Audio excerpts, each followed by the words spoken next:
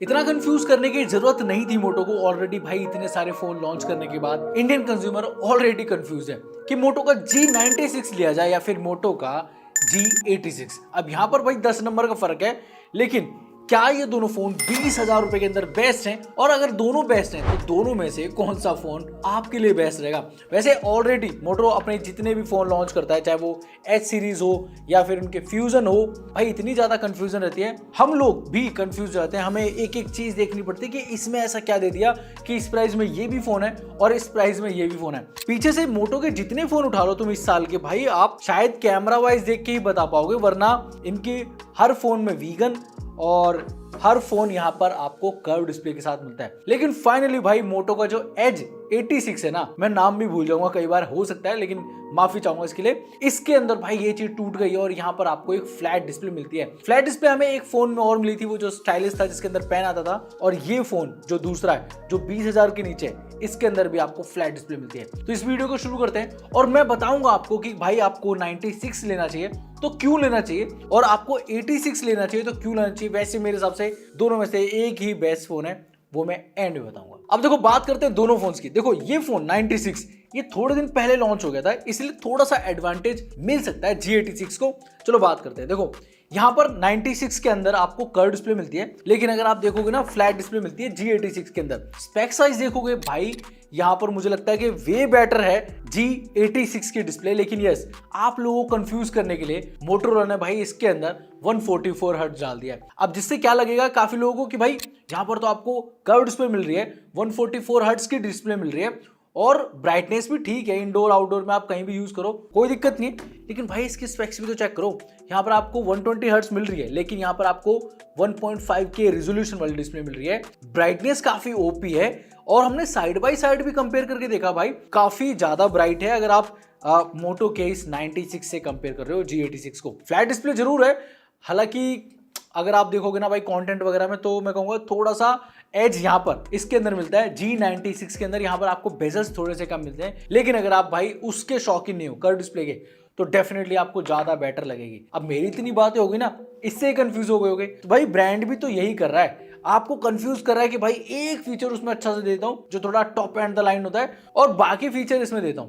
तो इस वजह से ना भाई काफी ज्यादा कंफ्यूजन में लोग, और मैं यहां पर बता रहा हूं अगर आपको डिस्प्ले वाइज देखना है G86 ज्यादा बेटर है। दूसरा बड़ा जो डिफरेंस है वो इनकी बिल्ड डिजाइन और मैं कहूंगा कि इन हैंड फील में आ सकता है। चलो मैं एक एक करके बात करता हूं, पर बिल्ड की बात करने से पहले एक चीज बोलना चाहूंगा कि भाई काफी ज्यादा मेहनत लगती है ऐसी वीडियोस बनाने में, तो लाइक जरूर कर दो और वो हाइप वाला जो बटन है वो भी थोड़ा सा प्रेस कर दो ताकि और लोगों तक भी जाए ये वाली वीडियो। बाकी सब्सक्राइब नहीं करता तो वो भी कर लो। बढ़ते हैं इनकी बिल्ड क्वालिटी की तरफ। देखो बिल्ड वाइज अगर आप देखोगे ना, तो यहाँ पर आपको दोनों के अंदर वीगन लेदर आता है, और इसका जो वीगन लेदर है 96 का जो ग्रीन वाला है, ये वीगन लेदर जैसा लगता है, मतलब लेदर टाइप कुछ लगता है।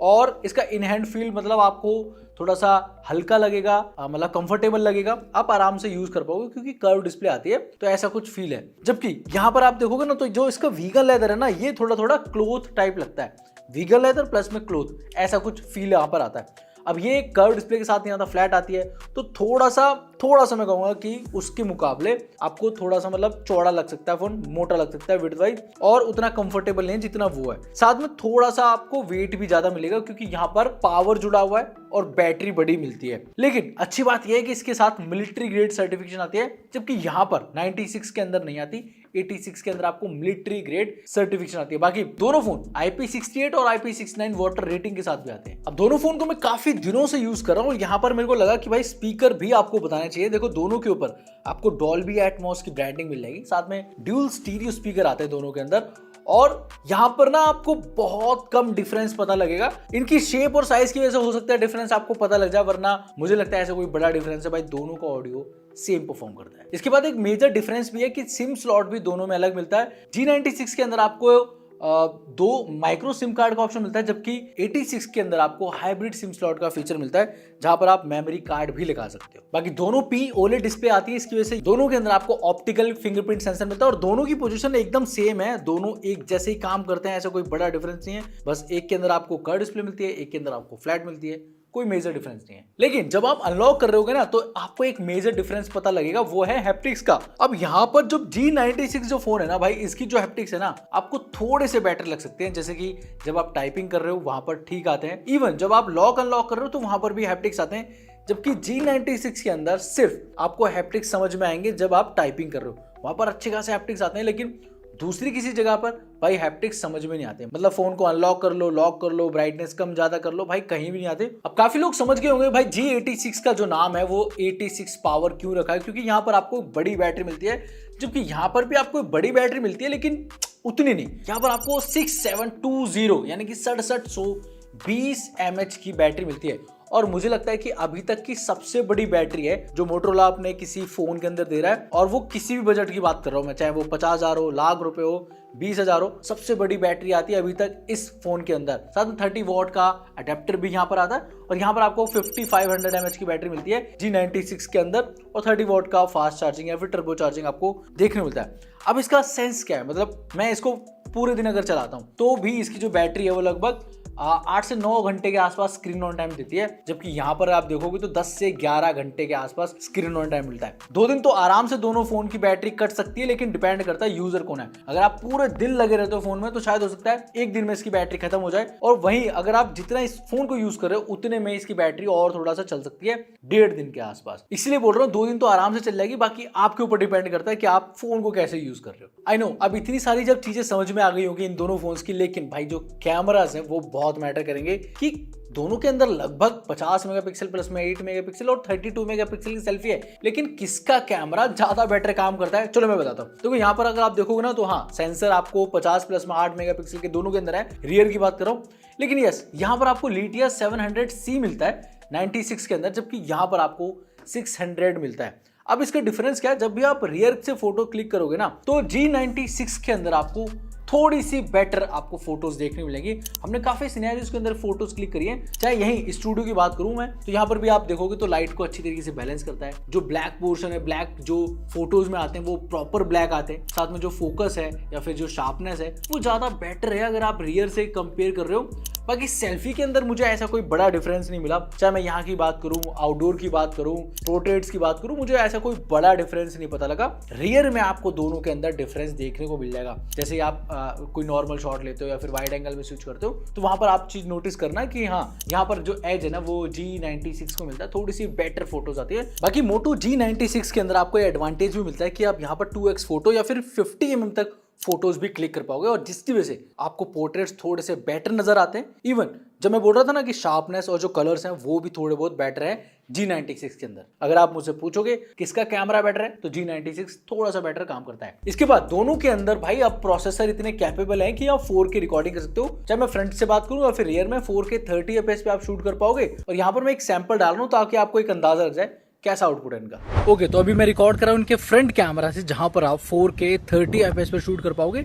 और जैसे मैं वीडियो में देख पा रहा हूँ, जैसे कि यहाँ पर आपको शार्पनेस या फिर जो कलर बूस्ट है वो G96 के अंदर मुझे थोड़े से ज़्यादा नज़र आ रहे हैं अभी जब मैं स्क्रीन में देख पा रहा हूँ। हालांकि हो सकता है कि भाई जब आप स्क्रीन में देख रहे हो तो थोड़ा बहुत चेंज हो, बाकी जैसा फोटोज़ में है ना थोड़ा सा शार्पनेस बूस्ट कलर वैसे ही यहाँ पर स्क्रीन में दिखाई दे रहे हैं। बाकी माइक्रोफोन का जो आउटपुट है आप यहीं से सुन पाओगे, मैं दोनों से रिकॉर्ड कर रहा हूँ। और इसके बाद मैं स्विच करता हूँ उनके रियर कैमरा पर, जहाँ पर आप देख पाओगे भाई कैसा आउटपुट आपको देखने को मिलेगा। ओके, तो मैं रिकॉर्ड कर रहा हूँ उनके रियर कैमरा पर, जहाँ पर आप फिर से 4K 30 fps पे ही शूट कर पाओगे। मैक्स आउटपुट ये आपको देखने मिलेगा।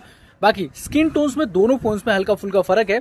अगर आप स्किन टोन्स की बात करोगे तो मुझे लगता है G86 थोड़ी सी नेचुरल निकाला, लेकिन मेरे बियर्ड का जो कलर है वो ज़्यादा डार्क कर रहा है कभी कभी। और वहीं अगर G96 की बात करूँ तो भाई ये थोड़ा सा आपको वार्म टोन दे रहा होगा मेरी स्किन के अकॉर्डिंग, और यहाँ पर मतलब आपको एक ठीक ठाक सा आउटपुट देखने को मिल रहा होगा। आउटपुट दोनों लगभग सेम है, लेकिन हाँ थोड़ा सा कलर कैलिब्रेशन दोनों की डिफरेंट है, और यहाँ पर आपको थोड़ा सा अलग देखने को मिल सकता है। बाकी माइक्रोफोन का आउटपुट मैं यहीं से रिकॉर्ड कर रहा हूँ।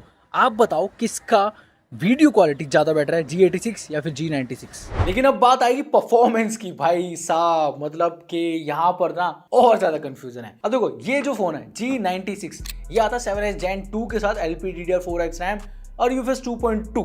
अब जिसकी वजह से यहाँ पर आपको नॉर्मल मतलब जो मैं कहूँगा कि डेली रूटीन वाले जो काम है वो आराम से हो जाते हैं। बाकी जब ऐप ओपन वगैरह करते हो ठीक ठाक ओपन हो जाती है, कभी कभी लैग करती है, कैमरा ओपन करोगे यस लैग करती है, अभी भी इन फोनों में ये प्रॉब्लम है। और अगर मैं एंटीट्यूड स्कोर्स वगैरह की बात करूँ तो यस 6.5 लाख के आसपास 6,20,000 के आसपास एंटीट्यूड स्कोर निकाल के देते हैं। जबकि अगर आप कंपेयर करो G86 से तो यहाँ पर आपको थोड़ा सा बेटर प्रोसेसर मिलता है। G86 के अंदर MediaTek Dimensity 7400 मिलता है, जिसकी वजह से एंटीट्यूड स्कोर्स यहाँ पर लगभग 7 लाख से 7.5 लाख आते हैं और Geekbench वगैरह में कोई डिफरेंस नहीं है। और यहाँ पर फायदा ये मिलता है कि स्टेबल परफॉर्मेंस मिलती है आपको CPU थ्रॉटलिंग के अंदर। यहाँ पर आपको एकदम ग्रीन देखने को मिलेगा एरिया। पर उसका क्या बेनिफिट है गेमिंग वगैरह के अंदर, अगर आप कुछ और करना चाहते हो हैवी टास्किंग, तो मैंने इस चीज नोटिस करी कि यहाँ पर अगर आप गेमिंग वगैरह करते हो तो भाई दोनों के अंदर अभी 60 FPS पे कर पाओगे। लेकिन ये जो प्रोसेसर है ना MediaTek Dimensity 7400, ये कुछ और फोनों में भी आ रखा है जैसे कि Narzo 80 Pro के अंदर, तो वहां पर 90 FPS सपोर्ट करती है गेम। इवन अभी हमने कुछ दिनों पहले करा था Z10R, उसके अंदर भी ब्रांड ने मतलब iQOO ने बोला है कि भाई फ्यूचर में आपको 90 FPS की गेमिंग देखने को मिलेगी। वहां पर अभी तो 60 FPS है, तो इसलिए बोल रहा हूँ थोड़ा सा केपेबल है ये वाला प्रोसेसर। एंटीट्यूड स्कोर जरूर 7 लाख 7.5 लाख के आसपास है, लेकिन यस अगर BGMI अपडेट देती है इस फोन के लिए तो यहाँ पर शायद आप 90 FPS पे गेमिंग कर पाओगे। अब यहाँ तक वीडियो देख चुके तो आई थिंक मुझे लगता है भाई तुमको लाइक कर देना चाहिए, सब्सक्राइब कर देना चाहिए, क्योंकि ऐसी एक्सप्लेनेशन मुझे लगता है कि भाई इन दोनों फोन के बारे में किसी और ने दी होगी। I think confusion he create की होगी या फिर किसी ने स्पेक्स बता दिए होंगे, डिटेल में आपको नहीं बताया होगा। एक और डिफरेंस हो सकता था दोनों फोन्स के अंदर, लेकिन नहीं क्रिएट किया है मोटोरोला ने, चलो अच्छी बात है, वो है Android 15। दोनों Android 15 के साथ आते हैं। यहाँ पर आपको एक डिफरेंस ये है कि G96 के अंदर आपको कोई भी ब्लोटवेयर वगैरह नहीं देखने को मिलेगा, कोई भी फालतू की जो ऐप है वो इसके अंदर नहीं है।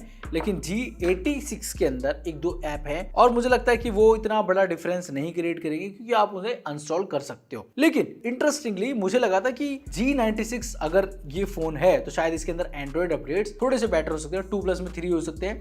लेकिन नहीं, दोनों फोन्स के अंदर आपको 1+ में 3 इयर्स के OS अपडेट देखने को मिलेंगे। यानी कि 15 पे भी चल रहा है, 16 आएगा दोनों फोन्स के अंदर, उसके बाद कोई अपडेट नहीं आएगा। सिक्योरिटी पैच के जो अपडेट्स हैं वो देखने को मिलेंगे बस, जो कि मुझे लगता है कि थोड़ा सा रॉन्ग है। अगर आप 20,000 रुपए वाले फोन को भी देखते हो तो शायद 2+ में 3 ईयर के OS अपडेट ज्यादा बेटर नहीं लगेंगे। मुझे लगता है जब आप 1-2 एप्स दे रहे हो फालतू की इनके अंदर, इसमें भी दे दो, मुझे लगता है इसमें भी दे दो, कोई दिक्कत नहीं है, लेकिन 2+3 इयर्स OS अपडेट देना चाहिए आपको। क्योंकि काफी लोग जब 20,000 रुपए भी खर्च करते हैं ना तो काफी मजबूरी होती है उनके पास भी, और वो भी चाहते हैं कि एटलीस्ट 2 से 3 साल तो चल जाए फोन। और वो सोचते भी हैं कि भाई मिलिट्री ग्रेड सर्टिफिकेशन है, इतना सब कुछ आ रहा है, मैं थोड़ा सा रगड़ के चलाऊंगा फोन, तो आई थिंक 2 साल ठीक रहेगा, मतलब इतना तो होना चाहिए। और कितने लोग इस बात से एग्री करते हैं भाई लाइक जरूर कर देना, कमेंट में लिखते भी जरूर जाना। इसके बाद एक चीज और बता दो, दोनों फोन्स के अंदर आप कॉल रिकॉर्डिंग नहीं कर पाओगे क्योंकि यहाँ पर आपको गूगल डायलर आता है। और यहाँ पर अगर मैं AI फीचर्स की बात करूँ तो एज सीरीज वाले फीचर नहीं है, लेकिन यस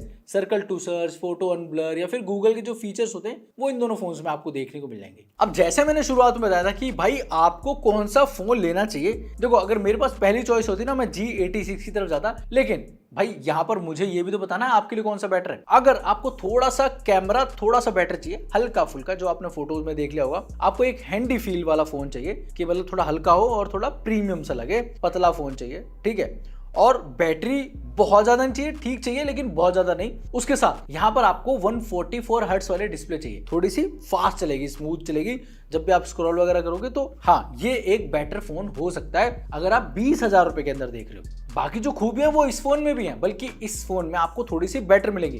देखो डिस्प्ले आपको फ्लैट मिलती है, कर्व्ड मिलेगी, तो ये काफी लोगों के लिए एडवांटेज है और काफी लोगों के लिए डिसएडवांटेज भी है, तो मैं उस चीज को साइड में रख देता हूँ, वो तुम्हारी मर्जी है। इसके बाद यहाँ पर आपको बड़ी बैटरी मिलेगी, यहाँ पर आपको ब्राइटनेस ज्यादा मिलेगी डिस्प्ले के अंदर, मिलिट्री ग्रेड सर्टिफिकेशन मिलेगा, ऑडियो दोनों का सेम है, और यहाँ पर आपको जो कैमराज हैं वो हो सकता है 19-20 का फर्क हो, लेकिन काम चल जाएगा। और यहाँ पर आपको परफॉर्मेंस थोड़ी सी बेटर मिलती है, यानी कि जो चिपसेट है वो पावरफुल भी है, एडिटिंग वगैरह करना चाहते हो थोड़ा सा फास्ट करके दिखा देगा, हीट अप नहीं होता है, स्टेबल परफॉर्मेंस मिलती है, और फ्यूचर में हो सकता है, देखो मैं गारंटी ले रहा, लेकिन हो सकता है शायद 90 FPS की BGMI आप खेल पाओ इसमें। और हाँ थोड़ा सा वो 4 कैमरे वाला गिमिक लुक भी आता है, मतलब इसमें 2 है इसमें 4 है, ये थोड़ा सा आपको बेटर देखने को मिलेगा। और हाँ हाइब्रिड सिम स्लॉट भी है, तो मेरे हिसाब से ये ज्यादा वैल्यू फॉर मनी फोन लगा मुझे एज कंपेयर टू G96। इसलिए बोल रहा हूँ कंफ्यूजन पैदा करने के लिए ये फोन बनाया है और उसको मिटाने के लिए वैसे मैंने बता दिया, लेकिन अगर आपकी चॉइस है इसे खरीदना तो आप इसे भी खरीद सकते हो। मेरे हिसाब से ये ज्यादा बेटर है। बाकी आपके हिसाब से कौन सा बेटर है आप कमेंट बॉक्स में लिख सकते हो।